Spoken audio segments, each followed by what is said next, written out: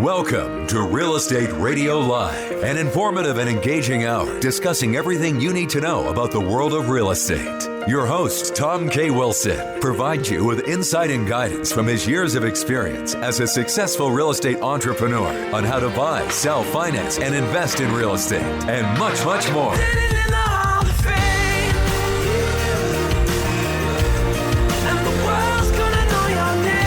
Now, here's your host for Real Estate Radio Live, Tom K. Wilson. Great to have you with us again today, and thanks for tuning in to our Real Estate Radio Live program, your number one source for all of your real estate needs and education. We're broadcasting from the number one business radio station in the San Francisco Bay Area, KDOW AM 1220, the Wall Street Business Network. I'm Tom K. Wilson, your host for the 2 p.m. Wednesday edition of Real Estate Radio Live. It comes to you Wednesday and Fridays at 2 p.m. and Monday through Friday at 3 p.m. along with my co-hosts, Joe Cachera, Mike D'Ambrosio, and Bobby Decker. If you can't make the live show, you can catch our podcast on TomWilsonProperties.com or on iTunes or on YouTube. Today we have on the program Andrew Waite, who's the founding publisher of the leading real estate investor magazine, and we'll introduce him in just a moment. On TomWilsonProperties.com, you can sign up for our weekly newsletter on economics and events that are going on for the real estate investor. You can request a report, The Science of Selecting the Best Metros and Products. You can also get information about products that are available to sell for you to buy on the rental homes and other out-of-state cities that cash flow well, and also commercial syndications. Always welcome your requests and questions, and we're always pleased to do a free consultation on real estate investing.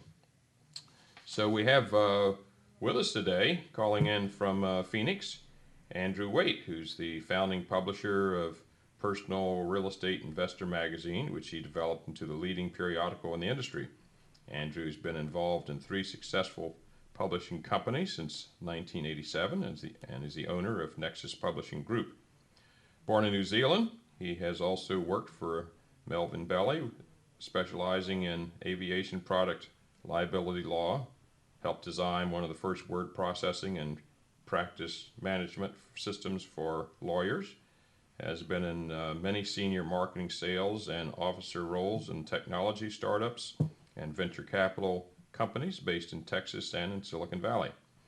Andrew is a recognized expert and extensive publisher in the sales and marketing automation processes, sports marketing, sponsorship, and investment.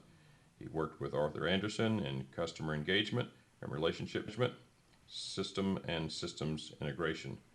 As an executive VP at Nitro Mobile Solutions, Andrew now leads enterprise sales for real estate investor management software and integration for institutional, large, mid, small cap, and serious investors investing in single and multifamily assets. As a publisher, Andrew introduced this technology to the Home Depot. He's been an active real estate investor since 1992. Been a busy man, Andrew. Welcome to the program. Thank you very much, Tom. Good day, everybody. How are you doing? We're doing just fine here in Silicon Valley, and thanks for taking time there in Phoenix for calling in. You're very welcome. It's the middle of summer and beginnings of our monsoon season, so it's not quite the dry heat that we have the reputation of. Okay. So Andrew, you've been exposed to the real estate investment world as well as publishing for a long time and seen a lot, and I know you have a large Rolodex and have had you've been the catalyst for a lot of large players in the whole real estate investment arena for getting together. I know you've told me part of your philosophy is to help people to meet and connect because everybody wins that way, and so I thank you for that contribution. And, well, you're very welcome, Tom. The interesting thing that we discovered when we got serious investors together at a business-to-business level was that most of them were not competitors. They were indeed they held keys to one very important segment of the process, and they ended up doing a lot of business with each other. You may have a retail distribution operation in California selling to real estate investors, whereas somebody in Texas or North Carolina or wherever may have had a great sourcing and renovation and property management facility for turnkey investors. So the two made natural sense, one with the supply and the other one with the demand. Well, those group meetings that you've had in the past, I think a lot of people benefited from that, and that was wonderful. You know, I spent 46 years here in Silicon Valley, 30 of those in the high tech industry, and certainly if you're Google or Apple and you've got major market share, you got to be very careful about what you say. But you know, if you're a more typical business person and you're dealing with small market share, my experience has been, regardless of the industry, when people talk who are technically competitors, they both win. Yeah, oh, absolutely. Yeah, absolutely. I mean, and in the real estate business, there's not a lot of unique or intellectual property issues. There's nothing much new under the sun. I mean, we all have to begin at the beginning and end at the end. We all have to comply with generally accepted accounting practices. Otherwise, we're going to get audited, or, you know, so there's a lot of sensible stuff you have to do that's pretty obvious. So if you can do anything to streamline that process, that's all great. I think it would be interesting for our listeners to kind of hear your perspective. You know, you've been at a kind of a crossroads of information position for a long time, as I kind of see it, and thought it might be interesting for our listeners who are investors or thinking about it to just get a little thumbnail sketch of the progression and what the trends have been in the investor marketplace. So I don't know, I don't recall you're telling me how you got your first place, but I think most of investors, including myself, started off by moving from their first starter home up to the second one and keeping the first one as a rental. And it used to be you would only do get rental properties that were in your same neighborhood. Well, in my case, we had had a couple of equity events with technology companies in the 80s, and I'd inherited a duplex from my mother-in-law, and we decided to rent it. And then there was another one across the road that was for sale, and we were doing quite well on that early rental, so we bought another one. And you know, they made sense. They were easily managed by a third-party professional manager, and I went, great. And I had been in and out of publishing, and then at the end of 1990, early 2000, we decided we'd get back into publishing with my former partners and launch a magazine called Technology Investor, and it was a NASDAQ book. And it followed, you know, all of the stuff that I allegedly knew about in terms of technology companies and consulting and all of those things that I'd been involved in. And, you know, these were all just process events or businesses that, you know, when you work out the process, it pays to work out what you can replicate and take out of individual or digitized corporate memory and all that sort of stuff. So I started doing that. And then we launched Technology Investor magazine. 8 months after we launched it, and we had a very successful launch, we ran into the dot bomb, right? The .com crash, and all of my traded assets, all the stocks, funds, and bonds, which I had in a relatively modest portfolio, just fell apart and went to like 10 to 20% of what their original value was, because I heavily favored NASDAQ. We also at that time sold.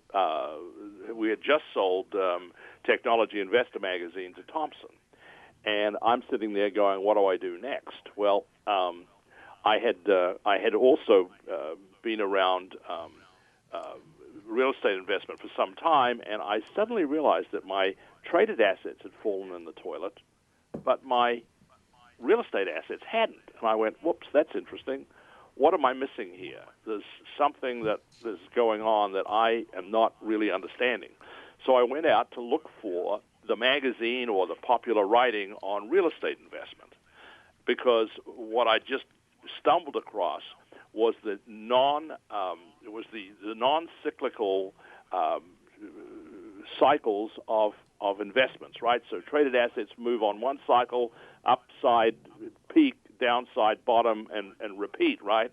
And real estate moves on that same cycle, but it was counter-cyclical to the traded assets. And I went, boy, I just discovered something. So I worked that out, and then I went out and I went, okay, there's got to be a magazine explaining all this stuff, much as we had done in the NASDAQ business and technology publications earlier.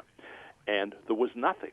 There was a lot of people out there selling books and tapes, expensive seminars, newsletters that were, self-promotional for $100 a year, and then all of the real estate clubs and so forth, and they all seemed to have an agenda which was about themselves.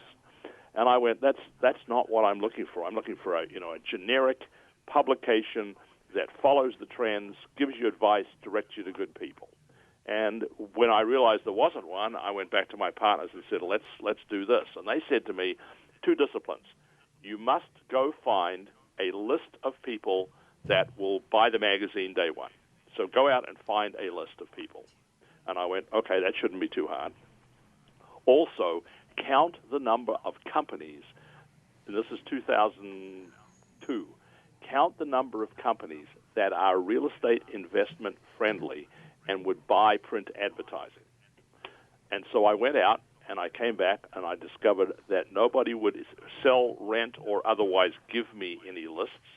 They were all, compiled lists that they'd done for their own purposes, which was a very bad sign initially as to the cooperation in the market in terms of building standards and industry. There were also almost nobody that even understood the real estate investment market from a positive point of view. They all had watched the television shows. They'd all heard about the frauds, et cetera, et cetera. And I went, wow, this is a market that is just wide open for opportunity. And so, 12 years later, we sold the magazine, and it had grown quite a lot. We'd captured a number of very large companies, advertisers, and partners in various projects, and that is how I got into the technology area and process improvement, which I'm very familiar with. Well, it's amazing, Andrew. I've got to take a break here for a moment.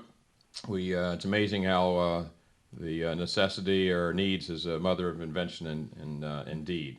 We have with us today on the air Andrew Waite, who's the founder and publisher of formerly of the Personal Real Estate Investor magazine, and also a longtime investor. Stay with us. We'll be right back and hear more from Andrew about the funds. For more information on today's program, visit RERadiolive.com. That's RERadiolive.com.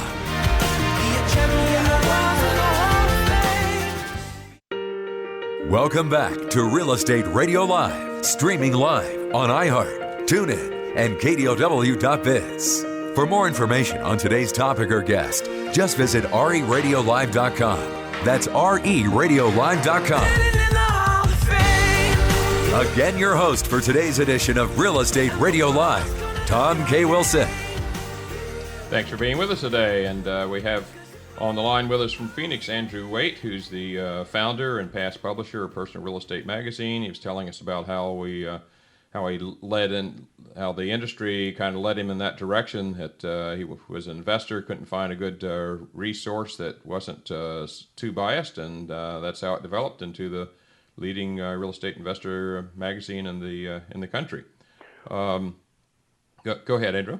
So one of the things that you work out is the steps involved for an investment, right? You go find it, you come up with a plan, you go find it, you go acquire it, you fund it, you renovate it, you rent it, or you sell it and flip it, and then you do all the reporting. Well, everybody seems to make this want to sound really easy. Well, if you think about all the disciplines you've got to involve yourself with to be successful, that's quite an order. So what became very clear after about the first year or so was that real investors were looking for turnkey investment. They didn't want to get involved in the dirt and the mess and the complexity of being general contractors. They just wanted to buy something and they wanted to make a profit on it. So now no one realizes how many moving parts there are until you've done it, right? I've had a fund manager, a financier. There's so many things you have to be good at. So that's where the turnkey thing came in. And fortunately, fairly early part of my career in high tech, I was taught the value of delegating to experts, and I carried that learned tool over into real estate. Yeah. And what we found, particularly during the downturn, when doing personal fix and flips and borrowing money was impossible, the turnkey guys continued to operate, albeit in a smaller way, but they basically helped us survive the downturn from 2007, 2008 through about 2010. Because what we'd learned was that they all had process that they needed to pay attention to. And then Home Depot showed up and said, how do we capture this niche? And then they showed, the ideas we came up with to the funds.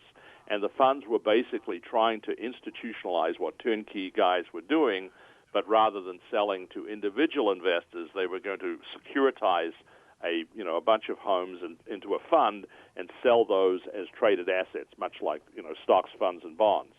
So the funds suddenly got into the business, and everybody said, "Oh, these guys don't know what they're doing." Some guy sitting on the 34th floor at Water and Wall in New York with a spreadsheet, and he's trying to do property management in Memphis.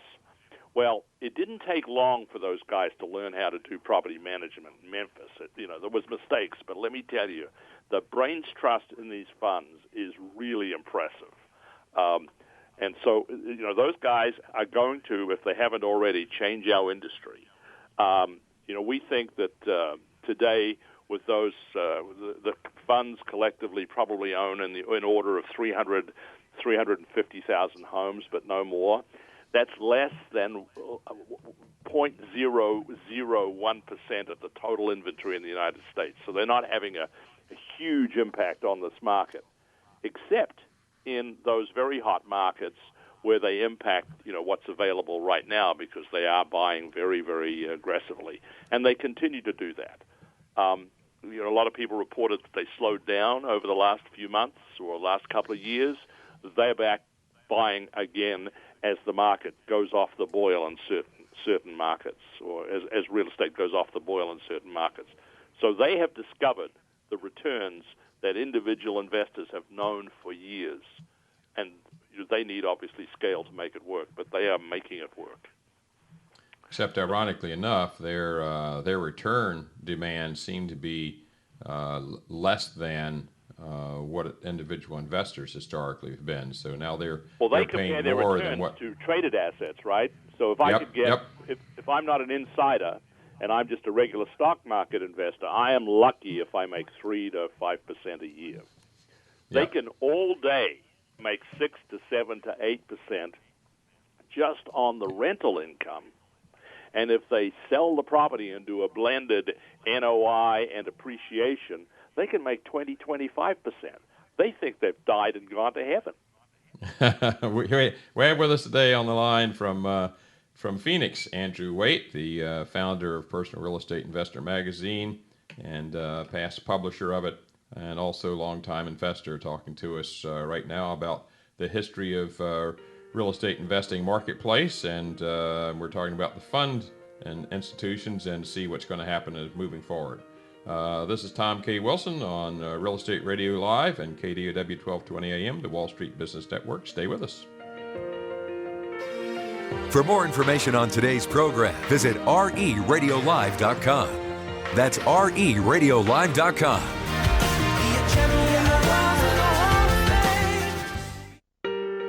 Welcome back to Real Estate Radio Live, streaming live on iHeart, TuneIn, and KDOW.biz.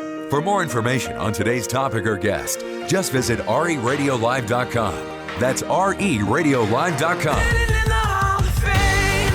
Again, your host for today's edition of Real Estate Radio Live, Tom K. Wilson.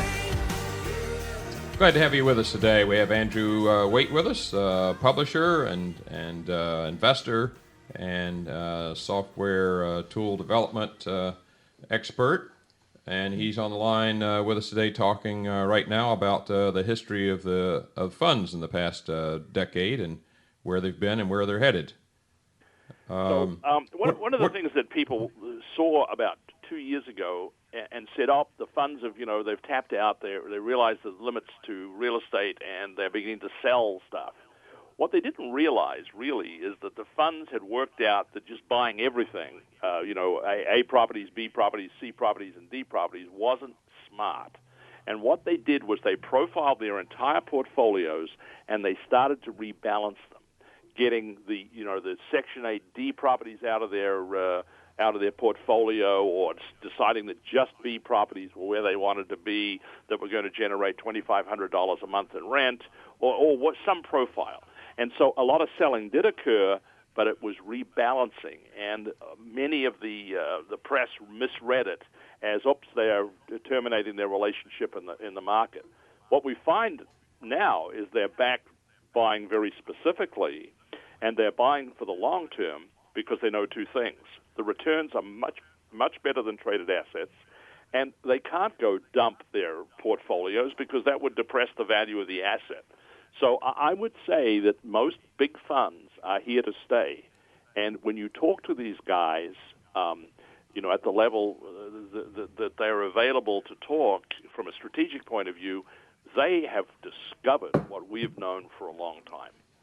So, they're here to stay is my belief. And they continue to buy in a way that indicates to me that they're buying for the long term as opposed to flip. And what do they, but they were always, when they initially came in, their plan was to hold for 5 years or so, correct? Absolutely. And what they discovered was there were some properties that weren't worth holding for 5 years, but they could, turn them into, rent to own or something. So they created a sub-market of properties that were rent to own so as to optimize the revenue on that. Others. So what are they going to do? Go ahead, I'm sorry. And others have worked out that, for a component of their existing portfolio, they want to flip them out as retail because they're more akin to a retail sale than they are to a rental property.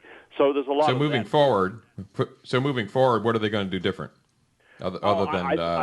I think they're going to buy more like an individual investor who understands the combination of cash generation from a fix and flip point of view and long-term asset build from a buy and hold point of view. There will be all variations on that theme, on those themes. And okay, we just got about half a minute left. What are some of the key cities you think they're going to be focusing on? Well, they went into the Big South. The production housing is the rule, right? So anything that's production housing, they can lend it themselves to institutional and process, streamlining. If they're doing, inner city one-off stuff, that doesn't lend to their systems. So any of the southern cities, the Midwest cities that have high degrees of production housing and good blue to pink collar jobs. Mm-hmm. Okay, we'll be back with Andrew Waite in just a moment. Experienced publisher and investor and software developer, and we'll talk some more about funds in the marketplace and where he thinks we're headed next, and what are some of the things that small investors can gain from this. So stay with us on KDOW 1220 AM, the Wall Street Business Network. This is Tom K. Wilson with Real Estate Radio Live, talking today with Andrew Waite from Phoenix. So stay with us. We'll be right back. For more information on today's program, visit reradiolive.com. That's reradiolive.com.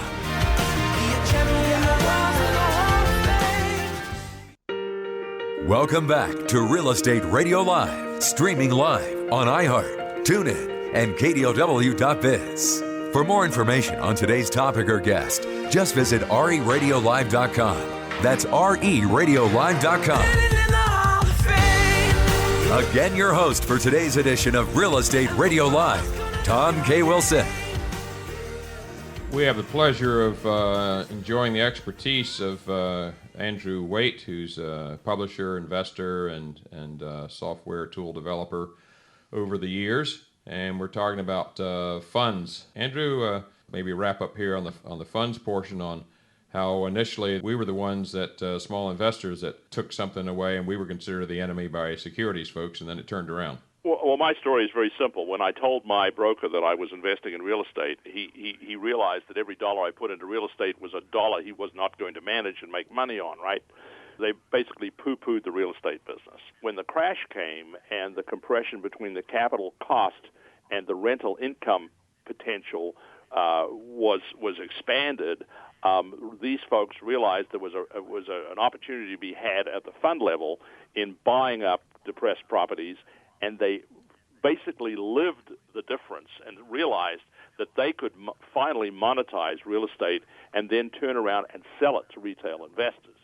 So that was basically the turning point in terms of real estate being an accepted Wall Street investment. And what they did is they finally found a way to securitize single-family rentals and turn them into stocks and fund shares that you could buy as an individual retail investor. So that was the transition there, and that's on its way to being accomplished. There's still a lot of individual financial advisors that don't like real estate, but it's a matter of they don't understand or they are not able to earn commissions on the real estate side. So how do us smaller investors now benefit from this emergence of the fund into the marketplace, the funds? Well, it's now an acknowledged mainstream investment. So that's the first thing. You're not doing something that was considered unusual or weird. Brought credibility to our industry. Exactly. The second part of it is these funds realized there were some turnkey operators out there that had skills, and they went out and in the case of some very good ones, they acquired them, and they became, the basis of Blackstone's Invitation Homes and companies like that. And this is how those guys developed into large companies, because they bought intelligence out there. What they then realized, though, is that real estate is probably the last frontier of manual behavior. There's not a lot of automation in the real estate business. And if it is, it's based around the discipline. So if I'm a lawyer or a real estate agent or a property manager, I can go buy a piece of software that will deal with just my role. They realized, the funds, that was too segmented a way to approach the business. So we just happened to have, and this was the magazine working with Nitro Mobile Solutions, which I now am EVP on, running the enterprise sales. We just happened to have gone to Home Depot and have built them a tool that was designed to walk through a property, identify the tasks needed for renovation by trade, by number of hours, and by materials. And Home Depot showed that to one of the big funds, and they said, can you turn this into an institutional tool whereby I have people in the field with the mobile technology, they report back to a portal and an administrative workstation that allow me to generate scopes of work, send out bids for general contractors, get the responses, sign the contracts, and then manage change orders? Because that's one of the biggest areas of margin leakage for any renovation or any real estate investment. It's the fact that people can take advantage of you just because there's no audit trail. And we have changed that completely. So what has happened is, because the data now follows the asset through the various cycles, acquisition, funding, renovation, rental, and reporting, all of this data now is available, so the average investor, whether they're investing in a fund or investing with a turnkey operator, one of the better ones, they can have a full Charles Schwab-style portfolio status report on a monthly basis. The value of the asset, what the asset is generating in terms of income, is it market related income, what the expenses were, et cetera, all the way through the net. Typical brokerage accounting. And when I say brokerage, I'm talking about investment brokerage. So this is now available to investors, And again, it brings it back into the mainstream and makes, gives credibility to an industry that has, got a lot of history in terms of, get-rich-quick gurus and so forth. I think those folks are going to find less and less traction with selling their expensive ideas as this market matures. Where do you think the market's headed, and how will, depending upon whether we get inflation or not, how is that going to affect these funds? And, well, United States is the cleanest shirt in the dirty laundry, right? And our economy is in that state. And I would recommend very quickly to anybody listening, there is a fabulous daily economic report from a company or from a website called Sober Look, S-O-B-E-R, like as in not drunk, look as in see. And the Daily Shot talks a lot about where our markets are on a worldwide basis. The Chinese right now are flocking back into California and taking any cash they've got and tending to buy properties in trophy cities. And as a result of that, there's going to be some inflation there is inflation in California. And it seemed to have toned down a little bit, and now it's picked up again. But that's happening the world over, and America is, in a very, very interesting position. So America's in a very interesting position, Tom, in that we are the cleanest dirty shirt in the laundry, and in the dirty laundry, and people realize that, and they're investing here. I mean, traditional markets like Australia and New Zealand that were buying turnkey properties here, those folks have all made a fortune on the foreign exchange differentials. So we'll be back in just a moment, do a little wrap up. We've got Andrew Waite with us today, publisher, experienced investor, and software tool developer, who talking to us about the history of real estate investing. So and with how the funds have impacted that and what we have to gain from it. So as small investors. So stay with us. On KDOW 1220 AM, the Wall Street Business Network. We'll be right back with Andrew Waite.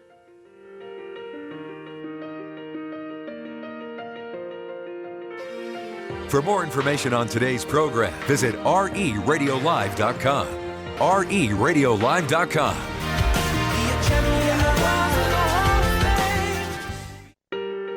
Welcome back to Real Estate Radio Live, streaming live on iHeart, TuneIn, and KDOW.biz. For more information on today's topic or guest, just visit RERadiolive.com. That's RERadiolive.com. Again, your host for today's edition of Real Estate Radio Live, Tom K. Wilson. Great having with us today Andrew Waite, calling in from Phoenix, who's an experienced publisher, software tool developer, and investor himself, talking about kind of the history of investing and how the how funds and the marketplace has changed. So, so Andrew, for the smaller investor, what's a good way for them to find product now that we've got the big gorillas out there getting some of the product? What do we do? What do they do? You're back to that original comment we made about, there's way too many things for an investor to learn, so go find an expert. Those experts tend to be niche experts, and they tend to be turnkey companies that have benefited from working with or learning from some of the big funds. The other thing the funds have brought is investment in a lot of the tools now that are easily accessible by these turnkey folks. So they give you far more transparency and visibility into those real estate assets that you're investing in. And it's basically a new day. I mean, it takes away all of this mystery that the gurus traded on as they were giving you special insight into the market. All of that nonsense is fast going away. And I think it's just really good and very healthy for our industry. And accessible real estate is probably in most markets found by a local operator who offers a turnkey operation.